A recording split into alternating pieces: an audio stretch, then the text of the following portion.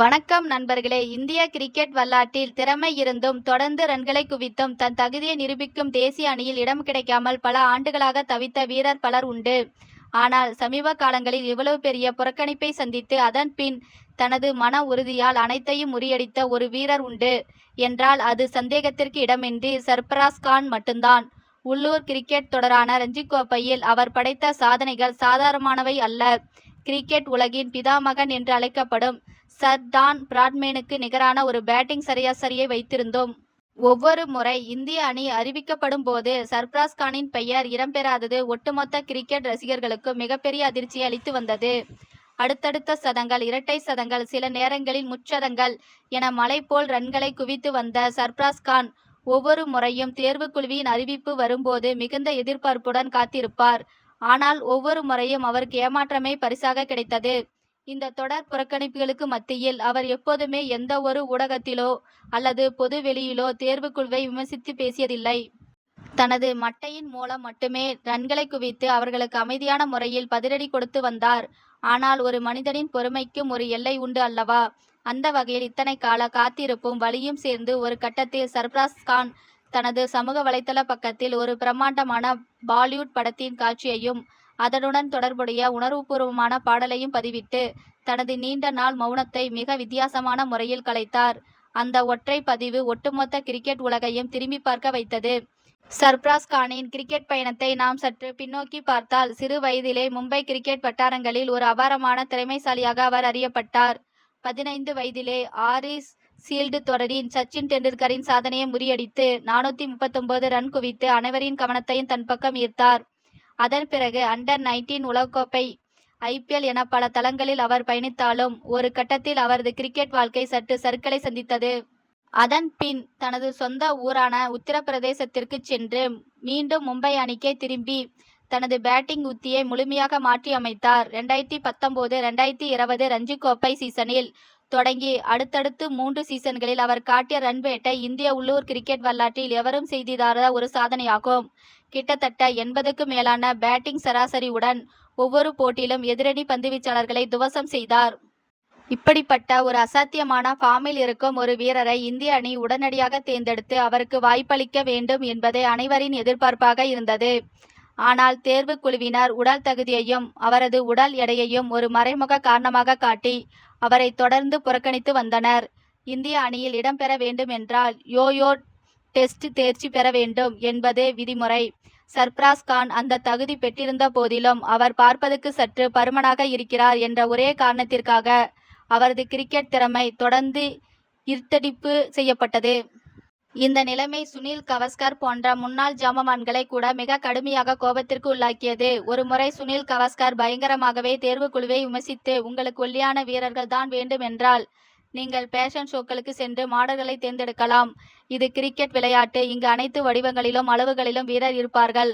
ஒரு வீரர் களத்தில் நின்று 300 ரன் அடிக்கிறார் என்றால் அவர் உடல் தகுதியுடன் இருக்கிறார் என்றுதான் அர்த்தம். அவரது உடல் அமைப்பை வைத்து அவரை மதிப்பிடக்கூடாது என்று மிக கடுமையாக சாடினார். இவ்வளவு பெரிய ஜாம்பவான் குரல் கொடுத்த பிறகும் நிலைமை மாறவில்லை. வெஸ்ட் இண்டீஸ் தொடர், பங்களாதேஷ் தொடர் என அடுத்தடுத்து பல தொடர்களுக்கான இந்திய அணி அறிவிக்கப்பட்ட போதும் சர்பராஸ் கானின் பெயர் மட்டும் திட்டமிடப்பட்டு தவிர்க்கப்பட்டது. இந்த சூழ்நிலையில்தான் சர்பராஸ் கான் தனது மௌனத்தை அந்த பிரபலமான படத்தின் காட்சியின் மூலம் கலைத்தார். அவர் இன்ஸ்டாகிராமில் பதிவிட்ட அந்த ஸ்டோரியில் தன்னுடைய கடுமையான பயிற்சியின் காட்சிகளுடன் இணைத்து பல தடைகளை தாண்டி தனது இலக்கை அடையும் ஒரு பாத்திரத்தின் உணர்வுகளை பிரதிபலிக்கும் பிரபலமான ஒரு ஊக்கமளிக்கும் பாடலை பின்னணியாக சேர்த்திருந்தார். அந்த பாடலின் வரிகள், எனக்கான நேரம் கட்டாயம் வரும், நான் என் முயற்சியை ஒருபோதும் கைவிட மாட்டேன் என்ற பொருளை ஆணித்தரமாக உணர்த்துவதாக அமைந்திருந்தது. சர்பராஸ் கான் பதிவிட்ட அந்த வீடியோ வெறும் ஒரு சமூக வலைத்தள பதிவு மட்டுமல்ல. அது பல வருடங்களாக தனக்குள் தேக்கி வைத்திருந்த ஒரு கலைஞனின் வழியை உலகுக்கு சொன்ன ஒரு செய்தியாகும். அந்த வீடியோவில் எங்கும் அவர் கோபத்தையோ விரக்தியோ வெளிப்படுத்தவில்லை. மாறாக அத்தனை புறக்கணிப்புகளுக்கு பிறகும் அவர் வலைப்பயிற்சியில் எவ்வளவு தீவிரமாக ஈடுபடுகிறார் என்பதை அந்த வீடியோ காட்டியது. நீங்கள் என்னை எத்தனை முறை நிராகரித்தாலும் நான் என் உழைப்பை நிறுத்தி போவதில்லை.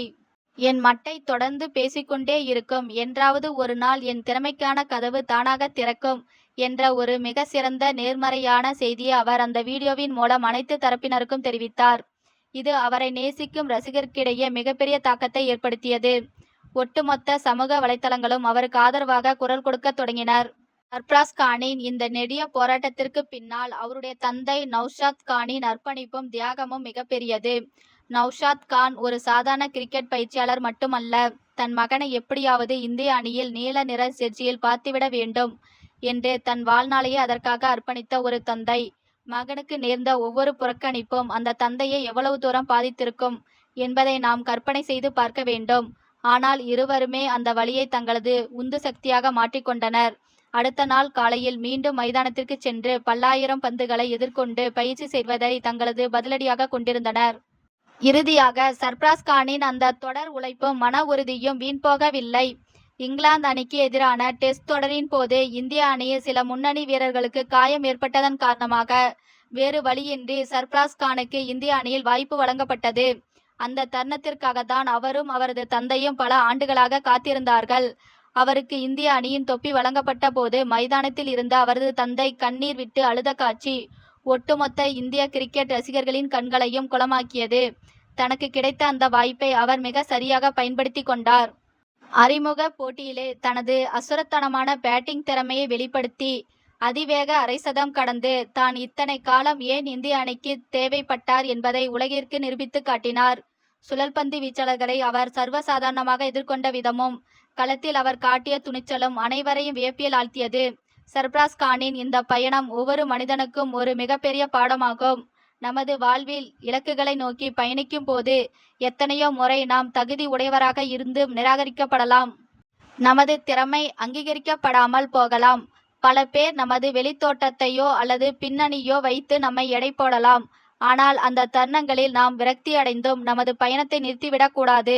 நமது செயல்களின் மூலமாக, நமது தொடர் உழைப்பின் மூலமாக மட்டும் அவர்களுக்கு பதிலளிக்க வேண்டும். சர்பராஸ் கான் அன்று வெளியிட்ட அந்த படத்தின் காட்சியும் இன்று அவர் அடைந்திருக்கும் வெற்றியும் நமக்கு உணர்த்துவது இந்த ஒரு விஷயத்தை தான். கடின உழைப்பு ஒருபோதும் வீண் போகாது. காலம் தாழ்ந்தாலும் அதற்கான பலன் நிச்சயம் ஒரு நாள் தேடி வரும் என்பதற்கு சர்பராஸ் கானின் வாழ்க்கை ஒரு வாழும் உதாரணமாக திகழ்கிறது.